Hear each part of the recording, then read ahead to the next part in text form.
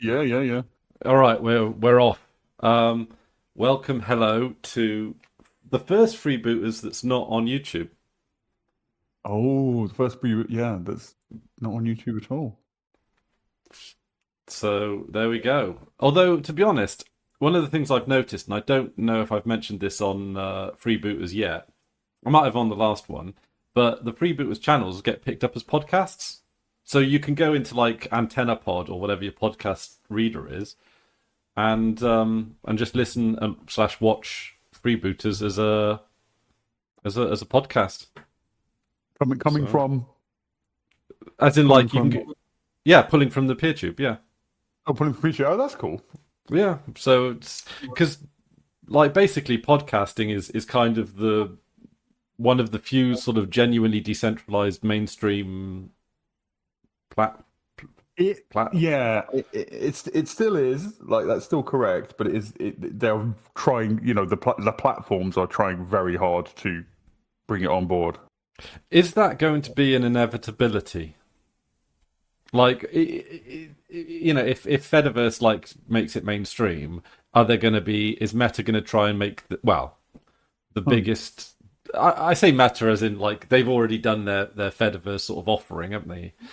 But have they given up on it? I haven't heard much from them really these If days. I think if Fediverse ever becomes the norm, and more people are on Fediverse than are on any particular platform, then Mm, yeah, they'll add Activity Pub and they'll manipulate it so they are, mm. yeah. So it's I don't know. Are we forever to be on the fringes of the internet? Probably, but who cares? It's nice, for. Well, I mean, the advantage of that is if we're going to have these siloed platforms, then at least they're interoperable. Yeah, And you can reasonably be outside of them while still, if you want to, engaging with them in some way. I mean, I'm yeah. sure they'll shut down that as much as possible, but yeah.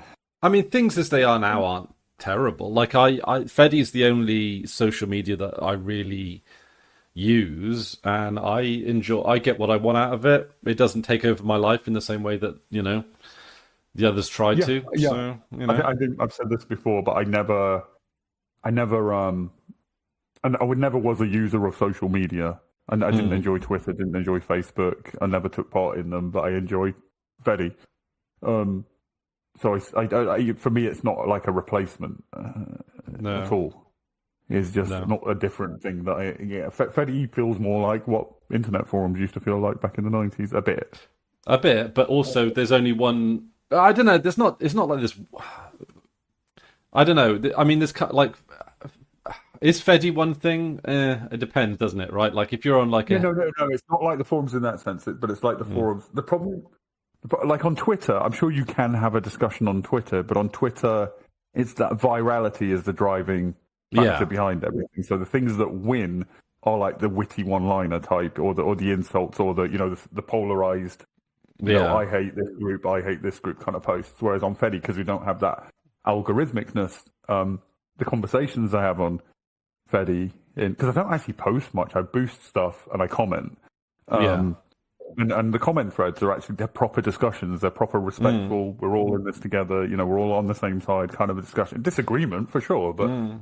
but Yeah, reasonable disagreement, not for show disagreement. exactly. Yeah, like I've never like as much as I've disagreed with people on Fedi, I've never felt that they were insincere, Yeah, and I yeah, like that's that's kind of important. That's good. because I mean Yeah, you're yeah. never gonna. I think disagreements, if it's a disagreement that is insurmountable, they end Mm, with agree to disagree rather than look at this fucking idiot. exactly. Like, Yeah, yeah, yeah. Like and I mean I changed my opinion enough that I mm. don't ever try and get too bogged down on it. Like I mean I've been on the, I've not changed massively. Like I think one of my solidified views is just rooted in sort of left wingism, whether be it socialism or whatever, was having my appendix out when I was quite young, and I was like, God, if I had to pay for this, I'd be fucked. Yeah, And yeah, kind of yeah. things like that kind of like I don't think you could ever move me No, away no, from socialized healthcare, really, or anything no, like that. no. Yeah, maybe you could tweak around the edges. Maybe it'd be best if it done this way, but this way, Yeah, etc. But like at the end of the day, to me, it just seems weirdly barbaric to like even just like deny people life-saving healthcare. Barbaric is the right word. Yeah, when you, especially if, when you look at America, like richest country in the world, clearly have the resources to give healthcare, food, basic living standards to everybody in that country, and actively choose not to. Yeah, it was pretty. Yeah, it's barbarism. Yeah, socialism or barbarism. I've only got one thing that I thought we would could talk about today, but I know it's going to be like very similar to the conversations we've had in the past. But Mozilla are dropping Pocket, and I'm just kind of thinking, you were never going to make it work. Why did you even bother in the first place? Like, what's the point? Yeah, Pocket. The only response is Kel Supreme. Yeah. Like, stop trying to make Pocket work. And they really tried, because I remember, like, they started out by, oh, it's just an official add-on, and then they made it harder and harder to, like, uninstall Pocket to the point where it was just, like, embedded into the browser. It's like, no. It's very Mozilla. It's very Mozilla in several ways. Firstly, it was never good. No. Like, if they made it good, then that would have been cool. Secondly, it was never like, if it made it open, like you could use your own server and you plug in the details, it made it like the glue that sticks these things together and you can decentralize it or whatever. That would have been cool. And most importantly, I think it's very Mozilla in that how many people really use a thing like Pocket? Very few. Very, like, I don't know anyone. Such a vanishingly small proportion of people who use anything. I mean, I think Ghosty uses something along those lines, but and also the kind of users who are going to use something like that and never going to use a proprietary thing like that. Exactly. Wing has, he was showing it off the other day. He has a thing for collecting bookmarks and stuff. But it's his own thing on his own server, and he does it in his own way. So the kind of users who are going to do something like that are going to have requirements that aren't met by a proprietary thing, and secondly, vanishingly small proportion of users who are going to do that anyway. Yeah, but also like they have the syncing bookmarks. Like they to me, Pocket largely does what the bookmarks manager's supposed to do, right? I think it still sort of advertises, when I say advertises in inverted commas, like presents itself as like a read offline type thing. But who's offline these days? Is it not that type of service? I thought it was. I thought it was I didn't realise it was a save for later type thing. A save for later, but not like necessarily offline. But why save for later if not offline? I mean, how is that distinct from... Exactly. Well, I mean, who would use? I don't. This is the reason why no one's using Pocket. I don't. Yeah. So I don't know. R.I.P. Pocket. I guess. Like. Yeah. Does anybody care? Reply to the email addresses up there. Oh no, we don't have the. Yeah, on other videos. You'll watch another video. The email address is up there. We have comments down there. You find us on the Feddy. You know where we are. And if you're listening to this on Antenna Pod, well, just yell it out the window of your car or whatever. Ghosty reminded me the other day that on one episode, you know that 3 words thing that gives you a location? Oh, yeah. Like, I think we were looking at that, and I gave mine, and I didn't realise it was basically down to like a metre square, so... You can proper dox yourself. Send me a letter. Yeah. Do you know that is... I quite like that as an idea, although there have been, like, reported problems, because emergency services use it, and... Yeah. If you get like one word slightly wrong, it just sends you off in a... Because the thing about it is that it's very algorithmically done to make it like, I think, unreproducible, because it's this is full capitalism, right? Someone's come up with a really good idea, right? You got 3 words, you can describe it down to a 3x3 meter square in the universe, like not in the universe, on the planet. You can do it in the universe. Oh no, that's not true. But the trouble is, they're super litigious, and there have been like open source variants of it, but they've been shut down because what 3 words basically just want to be the only name in town, and they're making like, I don't know if they're making formal partnerships with emergency services, but emergency services obviously find them useful enough to use. And you hear about stories and stuff about how like kids are like saving their parents' life because they've managed to work out how to use what 3 words. And it's like, that's a great idea, but partly it's made worse by their desire to like privatize the system, and even worse still by being particularly litigious about it, because it could be better. There could be like words could be grouped by theme or something like that, so that even if you get it slightly wrong, or words sounding similar could be grouped, like homophones and things like that. But they don't do that because that would make it too easy to replicate, I guess. But there is. It does make me wonder what's wrong with the address system. Why aren't addresses good enough? Well, UK out in the wilderness, of course, you don't have an address. I understand that, but well, my parents have a house in Greece that doesn't have an address. Why not? Because I mean, Greek people are kind of failing that. Why not just longitude and latitude? Yeah, that does the. Well, it's harder to convey on words. Like, how do I? It's like, oh, where are you right now?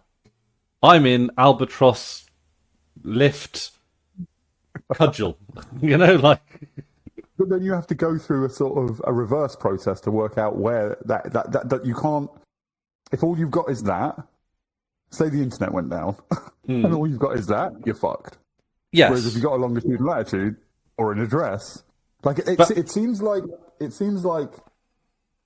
so addresses have worked for a very long time in the UK. In the places that places that don't have them should do them rather than come up with the differences.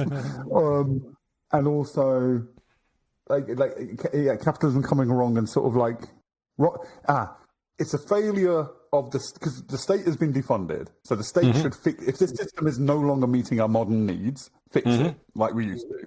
Yeah. Don't let a capitalist company come in and provide a solution that only they can provide and is cool, but it seems like a weird and I don't know quite what I'm trying to say. So it's so far away from, rather than being built upon what we have, it's completely aside from it. That's the thing. Yeah.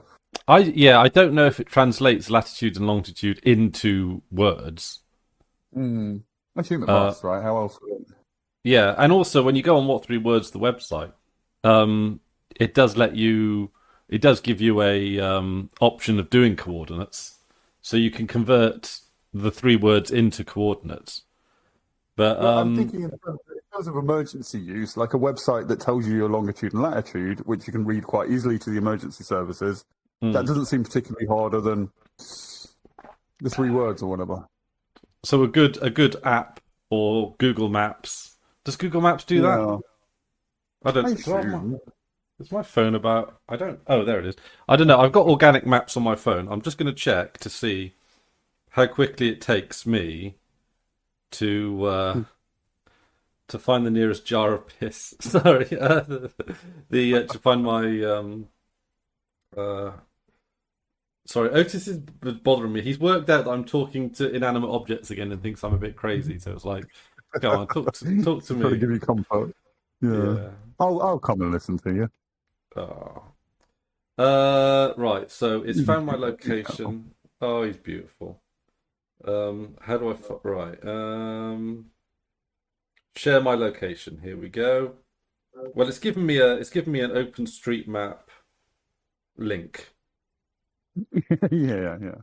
Okay. What if that probably has a longitude and latitude in it, right? As almost certain. Let's have a look. Right. I need to put it into a browser. I'm sure there's a quick way of doing that. But okay. All right. Put it into my browser, and what do we got? Oh, it has actually the longitude and latitude is in the URL. Yeah. Yeah, and then, okay, all right. So that's like it could. I mean, it's a. I mean, the difference is that the 3 words is memorable. Yeah. As opposed to memorable a string of what is it, like at least 6 numbers. Well, it's like 6, not 6. Yeah, but like 16 numbers. If you, it depends how precise you want to be. Yeah. I'm just looking on Google Maps to see if the longitude and latitude is visible anywhere. But I can't see it. Google have their own thing. They have Google have plus codes. Plus codes. Yeah, which is actually an open source. Oh, is it really? Yeah. I think if you go, there's a website for it. Hang on a minute. I can do. There we go. Right. Plus codes. Okay. So There we go.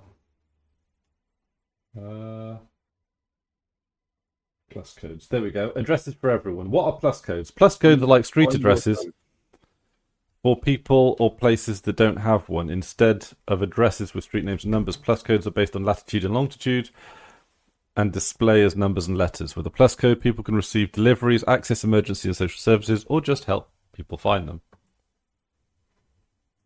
Why plus codes? Open source and easy to use. Plus codes is open source and free to create and use. They are much shorter than traditional global coordinates, so they're easy to share. Okay, I think I prefer that. Is that reverse translatable if you know how it works? I think the worst so. thing is obviously it's not reversible, is it? No. It does it based on city. So they've got here so you've got an example is like PR7G plus J2 Nairobi is one of the ones they've got as an example, which I guess is shorter. But also I think there is free words, which is the open source. Yeah, I remember that one. Yeah. What says what 3 words? Has it been shut down yet? I think it might have actually. What 3 words? Oh my god, it's been scrubbed from DuckDuckGo. I mean, I imagine if they've got a patent on the idea, then yeah, very easy Yeah, to shut that but- down because they're doing exactly the same thing.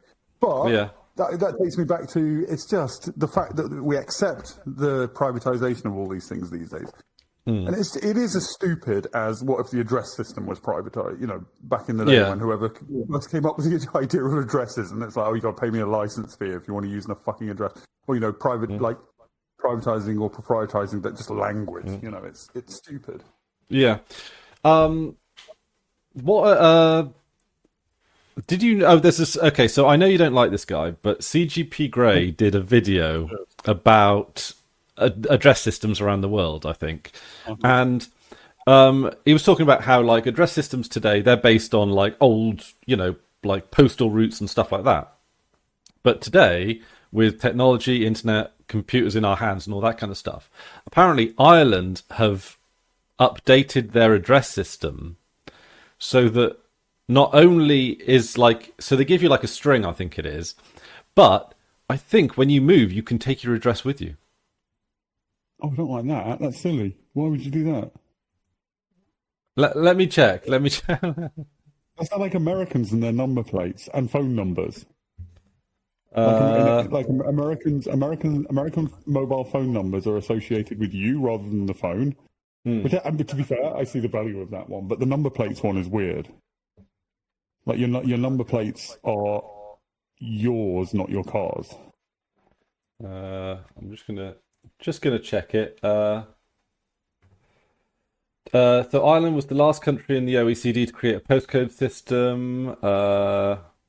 Unlike other countries where postcodes define clusters or group of addresses, an IA code identifies an individual address and shows exactly where it is located. The system was criticised at its launch. Okay, maybe I'm wrong on the it can move. Okay, good, because that's silly. I'm sure someone will correct us one way or t'other. Consists of 7 characters. The first 3 characters, called the routing key or the routing key, are designed to benefit the postal and logistics industry and contain an average of 15,000 addresses each. The routing key is used to help sort mail. It is the principal post town of the address as defined by AN Post, which is, or An Post, state-owned, postal service. Yeah. The second part of the IA code is called the unique identifier, consisting of 4 characters drawn from a set of randomized letters and numbers that identify each individual access. They are stored in a central database along with other useful geographic information, including addresses, variants and aliases, and geo-coordinates of each address point. Oh, okay. So it's database based. Yeah. So it's a normal postcode then, essentially. I think so, but it's like, I don't know, more based around modern technologies and stuff, or ways of doing things. Yeah. But yeah, Americans taking their mobile phone numbers with them, that does make sense, to be fair. But American number plates, where your number plates are associated with you rather than with the car, that's odd. Yeah, I guess so, because like, what if you have multiple cars? Do you have the same number plate on all of the cars? I don't know, actually. I assume not. I assume you have multiple number plates registered to you, I guess. I don't know. Because then they become attached to a particular car, but then when you sell that car, you keep the number plates and put them on your next car. Oh, okay. I didn't know that. That seems odd. That seems just like an inefficient way to do it. Yeah, I mean, it identifies the car, right? Doesn't it identify the person driving it, or that's the purpose of it, isn't it? Number plates are associated with a vehicle, and then the vehicle registry tells you who owns the vehicle. Do you know in the UK you can actually look up a registration number, and you can find out if it's taxed or MOT'd and what kind of car it is? Yeah. There's a decent amount of information publicly available just from a car's number plate alone. I guess that's why people blur their. Have you ever thought with the idea of proprietizing a language? Only it's not a new thing, but I heard about it recently. There was a court case. Some people made a Star Trek fan fiction film, and they had spoken Klingon in it. And okay. Paramount sued them on the basis that they own the Klingon language.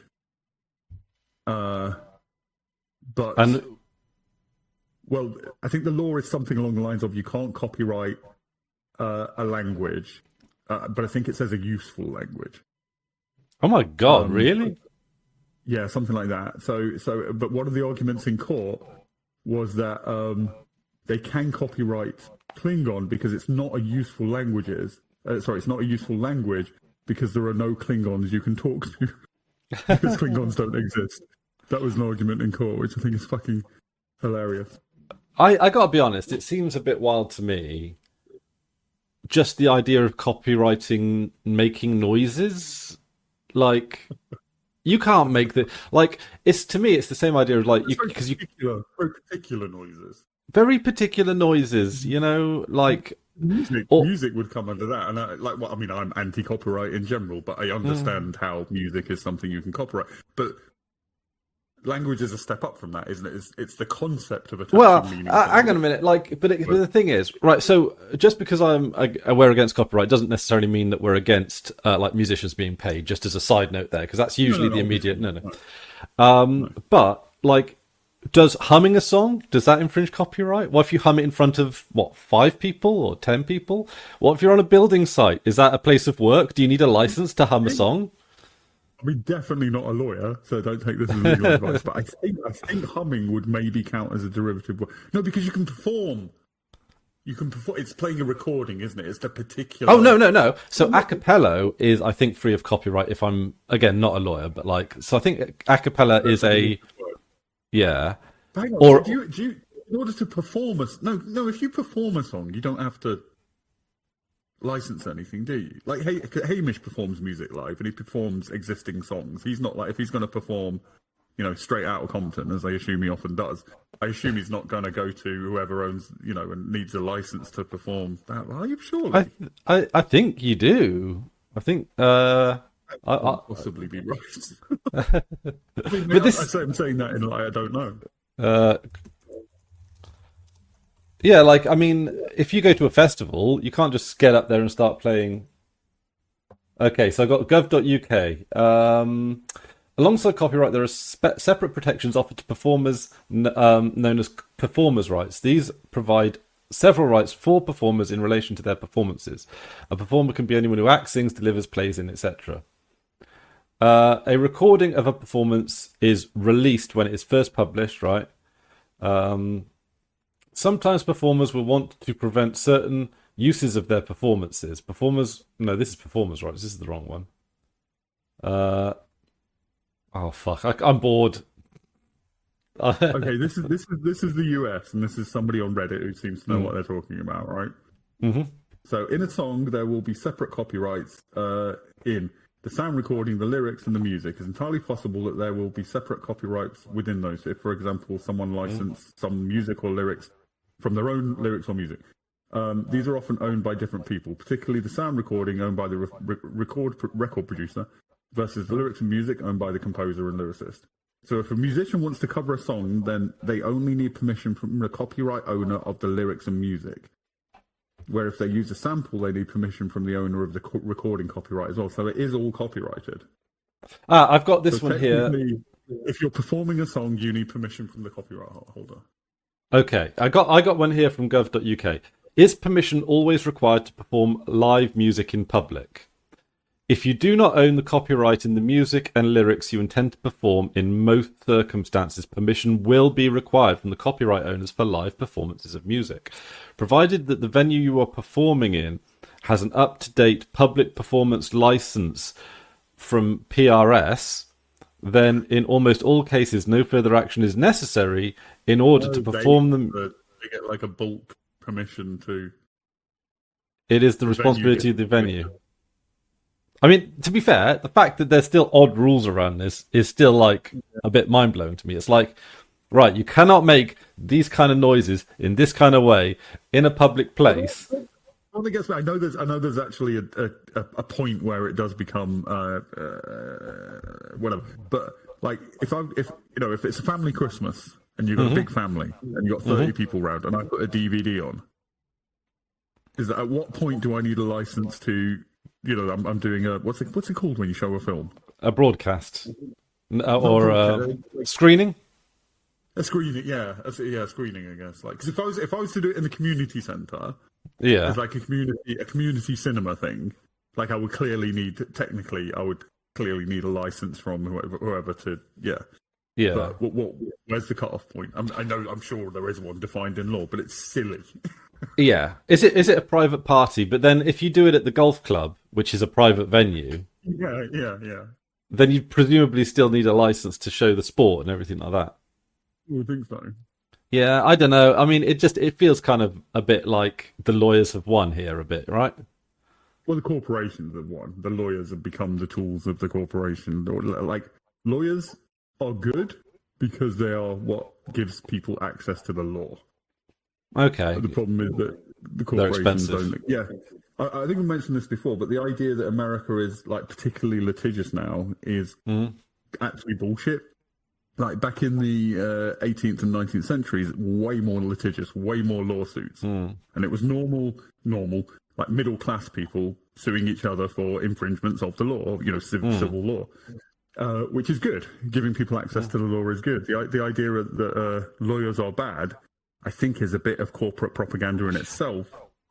Yeah, I heard that. They go, no, don't use lawyers. Lawyers are awful, and then they have all the lawyers. Yeah. Like they wasn't there the woman that sued McDonald's because the coffee was too hot, and like they spread that as look at this frivolous lawsuits. Yeah. You know what they do in that circumstance? Like?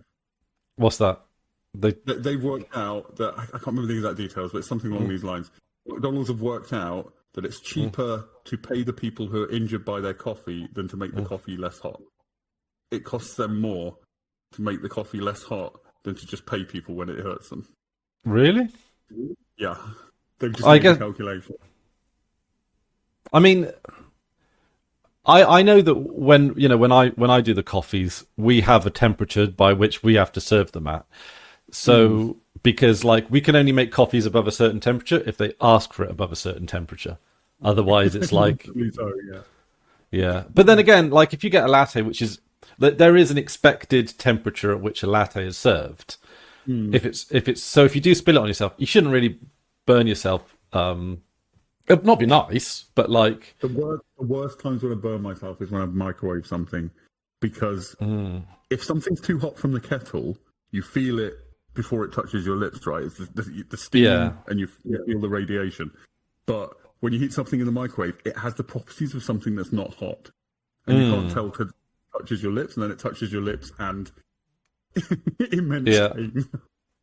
I had that horrible thing where I made a bolognese sauce that was really good, like I fucking nailed it, but it was so hot, and I'm like, and you kind of got to hold yourself back a little bit, and then you just end up burning the inside of your mouth. Incredibly frustrating. Yeah, waiting for food to cool down is when you're hungry and it looks delicious and it smells delicious, and you've got to wait. Horrible feeling. Yeah. Oh Christ. Oh, one thing. Just because, like, this is going to be a shorter freebooters than usual. Did we say that at the beginning? Because you said something, like, Ghosty said something funny. He goes, what? A freebooters? Less than an hour? What is this? A YouTube short? Yeah. So, we had this conversation off camera, but I kind of want to revisit Andor because we have recently both finished Andor. I do want to talk about that. But hang on 1 second before we move on, because I just had a thought. Did you see the Nick Clegg thing recently? Oh my god, no! But I've heard people on Feddy talking about something to do with Nick Clegg. Okay, so Nick Clegg basically saying you can't apply copyright to these AI companies because if you do, yes, their business untenable. Right? The idea that corporations shouldn't obey laws if they make the corporation not viable is an interesting position. Yes. It's it goes on from what we were talking about. Like, like that almost strikes me as being like American libertarian. Like you can't have laws. How are people going to make money if you've got laws? Yeah, but this. I mean, if the lawmakers agree ultimately, then can't the mafia just go, well, murder and drug trafficking and human trafficking laws shouldn't apply to us because it will make our business untenable. Yeah, drug dealers. I understand the law, but it makes my business untenable. Yeah, how the hell are you going to sell drugs if drugs are illegal? Yeah, completely untenable business. Like, it's just absolute insanity. And somebody like, Nick Clegg is obviously a fucking idiot, but he's a prominent person. A prominent idiot, yeah. What the fuck does that say about where we are? It blew my mind to the point where I can't think about it. It's ridiculous. Yeah, and I mean from us as well. I might expect that from the Americans. But I don't know. There's a sort of, I got to be honest. There's a bit of comfort in distancing us from Americans, but I don't entirely know how justified all of that is really. Like, we're this far apart. We enjoy that gap, but it's minuscule. It does shrink, doesn't it? Yeah. Andor. I would like to talk about Andor. Yeah, but also, I sometimes feel I'm a little bit too forgiving of the lib. Like, you and Hamish fucking go in on the Lib Dems hard, and there's a part of me that always wants to be like giving them the benefit of the doubt. But that makes it really fucking hard. It's the thing with the Lib Dems for me is that particular election when Labour was Blair, or strongly Brown. Blairite. I can't remember. It was Brown, was it? Yeah, very, very Blairite. I mean, Brown was all right, but at that point, Labour were. Hang on a minute. It wasn't Miliband, was it? Yeah, it was Miliband, Clegg, Miliband, yeah, and Cameron. At that point, it was Gulf War, all that stuff, Blairism. I'm like, I'm not voting Labour. Tories. I mean, here it was the choice between the three: Labour, Tories, or the Lib Dems. I was like, fuck it, it's Nick Clegg. He seems like energetic and probably the more left of the three parties in that moment. Fuck it, I'll vote Lib Dem, and they went into coalition with the Tories. So for me, that was a betrayal of me, and I hate them, viscerally fucking hate them, and they can never undo that. Do you ever feel that we missed, like, that Miliband wouldn't have been as bad as? Yeah, I think Miliband would have been great, honestly. Miliband would have been, yeah. Yeah. He was one of those people, and it happens a lot with like decent people on the centre left. They just get curtailed by their advisors. They listen to. I will caveat that about Miliband being great. Miliband would have been great had he been able to follow his instincts rather than being reined in by the right of the party, which probably wouldn't have happened anyway. He probably would have been reined in by the right. Yeah. Part of the problem is he campaigned significantly to the right of where his personal politics were because of those advisors. You need the centre of that logic. And then he saw Corbyn, he was like, "Fuck me, I should have done that." Yeah, and I think now he's a bit more He's a bit more unapologetically on the left. Not like as left as we are, but like No. But he's for a mainstream politician, he's pretty good. Yeah. But then he gets sidelined by Keir Starmer, and like even people I know who don't follow cabinet politics are like, my God, like Ed Miliband's just being shunted aside by Keir Starmer. Like he's I mean, not to shortcut the conversation, but the Labour Party right now is a very right-wing party by British very standards. right. Yeah. So it's, of course, he's going to be sidelined. Like, how could they? Yeah. Yeah, by even conservative standards, he's Yeah. Oh yeah. He's on the. It was the Tories recently. I don't follow domestic day-to-day politics very much, so this is vague. But it was the Tories recently who did some kind of motion about Israel are being evil. The fucking Oh, really? Tories, not Labour. Yeah. What the fuck are we supposed to do? Is that a little bit of freedom of being the opposition? Where you don't necessarily have to follow through on the consequences of what you say, so you can be a little bit more truthful. A little bit of that, I think, and a little bit the tension between, the I've mentioned this a lot, but the split within conservatism between global and provincial capital, because I think one of those, the more sort of like, because it's not even the one nation type Tories, it's more like the I guess the libertarian leaning ones are just like we don't want to be involved in foreign conflicts and supporting blah blah blah. Yeah. So. But kind of wild. I didn't pick that one up. No. It was very vague, just something I noticed, so that might be a little bit wrong. But well, there we go. Anyway, so we've both watched Andor. Yeah. And you described it to me as the best thing they've done in Star Wars since the original trilogy. Having watched it all now, I think it said something like that. But I think it's. Oh, there's so many layers to this, right? I was thinking about this the other day. So, the original trilogy really are the kind of slop that I criticise now. Yes. It's just pure entertainment. It's pure, it's a narrative that doesn't really talk to or connect with anything outside of itself. It's just a straightforward fairy tale in space kind of yarn. Like what the Marvel films are now, kind of, in that you just watch them, you have a good time, like a roller coaster kind of thing, and then 5 minutes later, you're never going to think of that film ever again in your life. I mean, different because it was our childhood, but essentially that kind of media. So why do I give the Star Wars originals a pass, whereas I don't give the Marvel stuff a pass? And I think the reason is that was unusual back then. The form was interesting. Because 70s cinema was for like, by the standards of mainstream cinema, I think 70s cinema was a high point for like highbrowness. Yeah. So this thing that was just a straightforward, how about we give a fairy tale the budget and treatment of a big feature film? That's an interesting idea? And it was an interesting idea. Now it's not. I think that's why I give that a pass. So that's a bit of context. More context is, as a kid who grew up in the 70s and 80s, I loved Star Wars. Prequels came out, fucking hated them.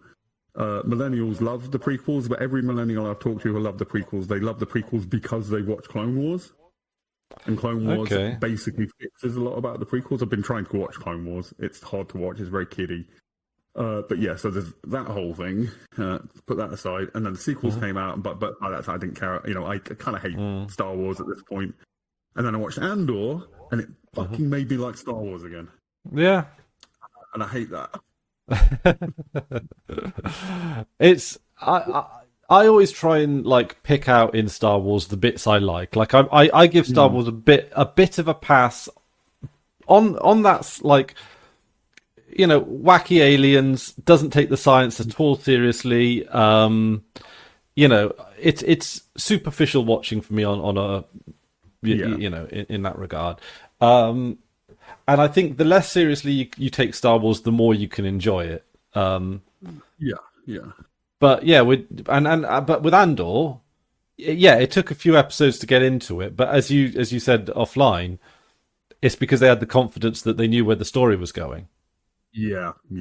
And they didn't do, and this is important. So original 3 Star Wars, that was Star Wars, and then the prequels came along and they were very different. And after the sequels, this is kind of like a Skyrim Oblivion thing. After the sequels came out, it kind of made me respect the prequels a bit more, because I think they failed entirely, but I think they were trying to do something different. They were trying to broaden out this universe, give it a bit more substance. And then the sequels came along, and the sequels are just, I said this in chat a while back, but they're literally just the floating signifiers of Star Wars just shoved in your face. So do you remember AT-ATs? Do you remember X-Wings? Do you remember TIE Fighters? And in the original films, all of those things meant something specific. You know, the TIE Fighter was just scary. Yeah. It made a scary noise. It's a scary looking, interesting looking, scary. Now they're just floating signifiers. That's all lost. That is forgotten. They just are signifiers for Star Wars. So you shove them in. And Andor, for the first, I think, 3 episodes, doesn't have an X-Wing, doesn't have a TIE Fighter, doesn't have an AT-AT, doesn't have a fucking lightsaber, doesn't have a Jedi for the whole show, or lightsaber. Yeah. It's very much not doing that, and that made me respect it. So Andor is an actual good, and when a TIE Fighter does turn up in Andor, it's fucking scary. Yeah. It's not an empty signifier. Like, they're in that valley, aren't they? And the TIE Fighter just screams across over their overhead, and it's terrifying again. And that's what you should feel when you see a TIE Fighter, not just, oh, that's a Star Wars. Yeah, and I like they do mean also, like, they do meaningful politics, and Star Wars to me is fun when because like George Lucas basically he takes loads of other films and he puts them into Star Wars, but a Star Wars version of them. So like Mandalorian is Star Wars but cowboy. Ahsoka is like Star Wars but samurai. And Andor was a little bit like Star Wars but the French Resistance. Certainly in and I kind of like that, even on the aesthetic points of it as well. But it did ring very true to the sort of the films sort of the Great Escape era, when there was a lot of those kind of like well, it's terrifying as well. Like it's a very tense show to watch. I know it's very well researched. Like Shah keeps making this point. Like they actually research what insurgent and rebel groups do and go through, and it's very bleak. When situations where this person served us that have been heroic, they've heroically sacrificed their safety to bring us this information, but they've seen my face, so they got to die.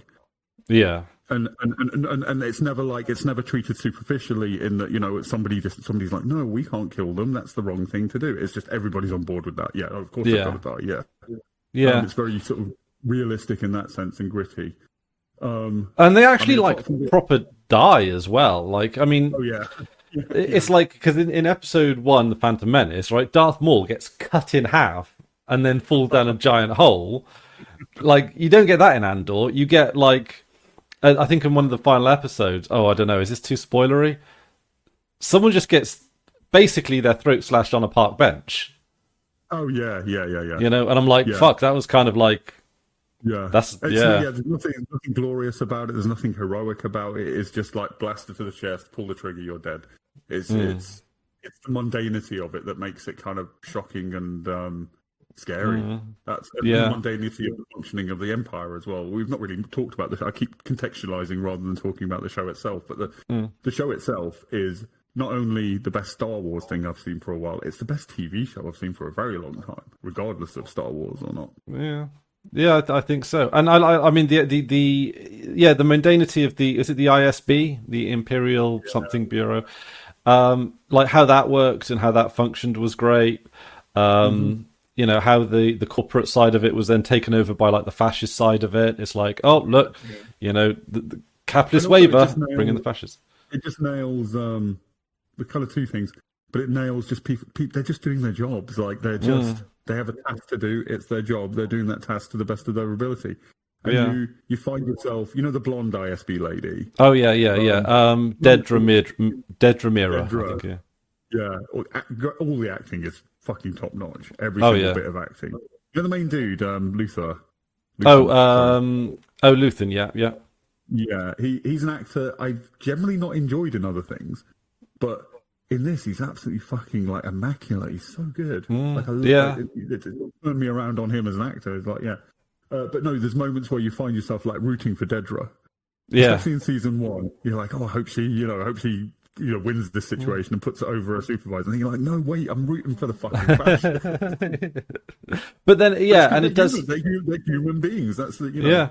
They do make it a lot more human. When they do the stormtroopers, they don't have the helmets on. When a lot of the stormtroopers in Gorman, they're just unhelmeted stormtroopers. They're people, and that's another thing that doesn't show up for 3 episodes. Is stormtroopers as well. Yeah. Yeah, and when they do, they have a purpose. Yeah. Like I think in the original Star Wars they tried to make the fascists particularly faceless. Here they've humanized everyone, good, bad, and everything else. It's like it's a far more adult story, isn't it? In the story of the originals, the facelessness worked. They are just evil. They're evil. They represent evil. Whereas in this, it's getting into what is that evil? What is the nature of that evil? And what is true and disturbing is that it's not like, it's not like a cheaper show would have done. They're not coming in and doing genocides. They're not coming in and being, just like pointlessly villainous, for the joy of it.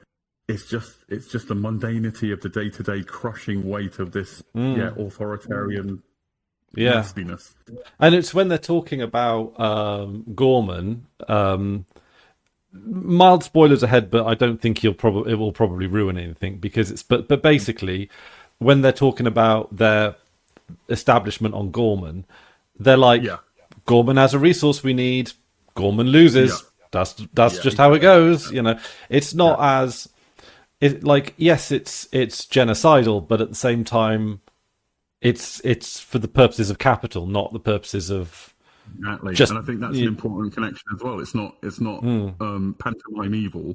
No, this is all in service of material, the material desires of capital, essentially. It makes it actually. It's amazing that how is Disney making like the best breakdown of why capital, because it makes it very clear capitalism is the problem. Yeah, the fascist layer is instrumental, but it's capital that's the fucking problem. It makes that very clear. Yeah, because they have almost the very solidified ideologies. It starts off with capitalism. Like the corporation people, and then the capitalism fails to serve capital effectively, and then the fascist comes in and be like, it's literally putting on the screen, what you always say, like fascism is capitalism's emergency mode. Exactly, yeah, and that's kind of that's kind of it, How was Disney? Like, Ghost, have speculated that the person who made this show must have like some hardcore blackmail information on all of the Disney CEOs or something to get this made as a Disney show. It's also, Ghosty found this out, it is the most expensive Star Wars thing that's ever been made. Really? It's more expensive than any of the movies or any of the other TV shows, They don't use that much CGI, and that's probably why, I guess, right? Because there's lots of physical sets. And the sets are extensive, like that. What's that for Ferrix? That Ferrix set, with the streets and the bricks, and they've actually managed to make it look lived in, like a real place. And again, the places, it's not just this is the industrial planet, and here's some pipes and vents with smoke coming out to show that.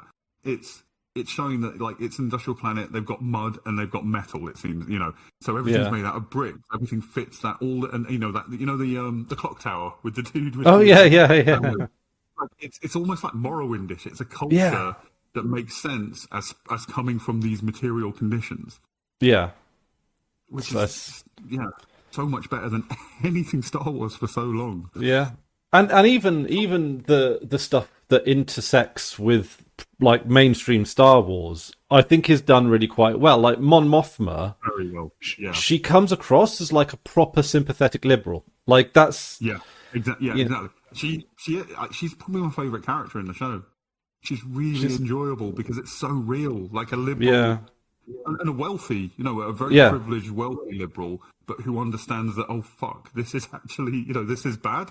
I've got to put myself on the line. I've got to actually fucking risk myself. This isn't about politics anymore. This is something, And is it Princess Leia's father or adopted father Doesn't he stay in the Senate? Like, isn't he also is he like more of a holdout liberal or something like that? No, I think he's more like, I think they're both in the same. Yeah, I can't remember what justification he uses for staying there, but it's like I could. Yeah, like he's he's sacrificing himself essentially. maybe, yeah, or like at least he can actually do something there still. Mon Mothma's kind of burnt She's black, yeah. burnt the bridges and everything. Which is, yeah. So I guess it's like, I guess the moral of the story with Mon Mothma is that liberals can be saved. Oh yeah, no, yeah. I mean, this is again. I think it's a deeply Marxist show in that Marx believed that the bourgeois could be a revolutionary class under the right conditions, and these are those conditions. Yeah, yeah, and Luther as well. Yeah, really, Luther. You know, he's bourgeois at this point. I know that's not his. You see backstory later on, but at the point where the show starts, he's bourgeois. Okay, he could do quite well under the empire. See, this is one of the things I always wonder about class theory, right? Is like Lutheran seems to be more like masquerading as bourgeois. Does that absolutely, yeah. That's why I brought up the backstory. But he is also materially, like, he's running this shop is real. You know, he's running this shop. He's probably got, a decent income. He could also be, he could choose to go, fuck it. I do quite well under the empire. Fuck it. So if you're okay, say you start off humble background, and then you accrue wealth and you masquerade as bourgeois. Do you then become bourgeois, or are you still a faker? Like, at what point does the... Yeah, no, I think you're a spy, essentially, aren't you? I mean, he was masquerading. The real Lutheran was not that bourgeois persona. No, but what I mean is... But, like, is it... Basically, what I'm thinking, the question I'm asking is about class mobility. Does it... because if you look at, like, class system in the UK, there's a lot of things in place to stop class mobility, right? Like a lot of it around what we call public schools, but private schools and all that kind of stuff. And even within schools, there are distinctions that maintain the class system. But if you can fake it, I guess there are books written about this, aren't there? And a lot of things like mused about this. But like, it's faking it until you make it. In America, they have the new money thing that's a bit more like... Yeah.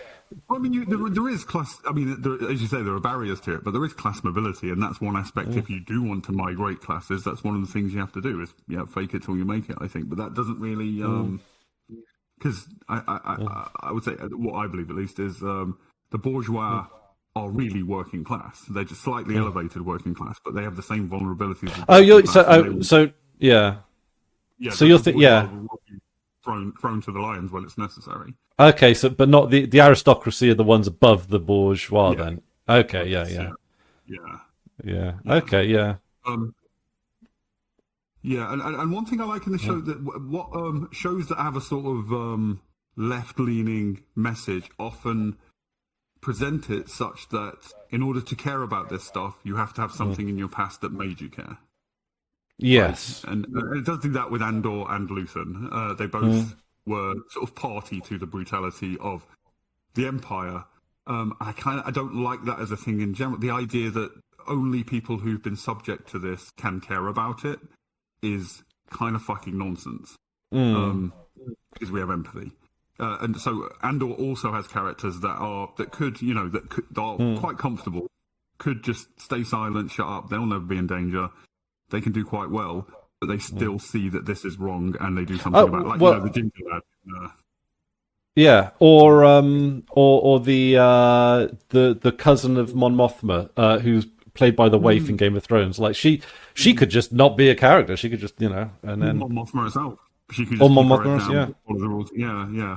So there's lots of people who've not been subject to it who, just out of fucking solidarity, and we can say empathy, but what it comes down to is just solidarity with other fucking human beings, can care about things without it being always tied to personal, lived experience. It's not all about that. So I don't know. Yeah, 10 out of 10. I don't know. I don't know how. Whatever. I've got to go to work now. Shorter Space Virgin, not Space Virgins. We need to do Space Virgins. I watched the episode, by the way. We need to do Space Virgins, yeah. Partly so we can get through the Expanse and get on to whatever we do next. Yeah, I've got some great ideas. Like, but basically every episode should just be, I don't know. How many of your great ideas are the Human Centipede? Only 3 of them. But I have several. I have dozens of ideas. So yeah. Anyway, right. I'm gonna close it off now. Yeah. But thank you all for joining us on this PeerTube exclusive. And on PeerTube Shorts. On PeerTube. Yeah. Oh yeah. Toodaloo.